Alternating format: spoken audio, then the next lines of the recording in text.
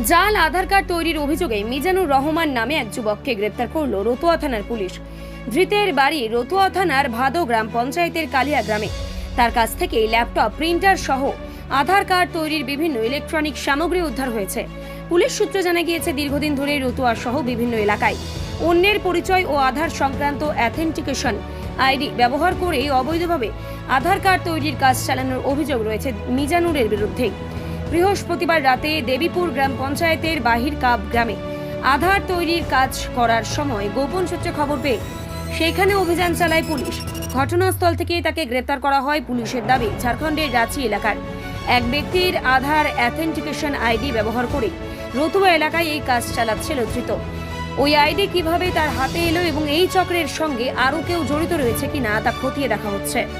শুক্রবার মিজানুরকে চাচল মহকুমা আদালতে পেশ করে পুলিশ 14 দিনের জেল হেফাজতের আবেদন জানায়। শুনানি শেষে আদালত 10 দিনের পুলিশ হেফাজত মঞ্জুর করেছে। ধৃতকে জিজ্ঞাসাবাদ করে কতগুলো আধার কার্ড তৈরি করা হয়েছে এবং এই বেআইনি কাজের পেছনে আরও কেউ কারা যুক্ত রয়েছে কিনা তা জানার চেষ্টা করছে পুলিশ।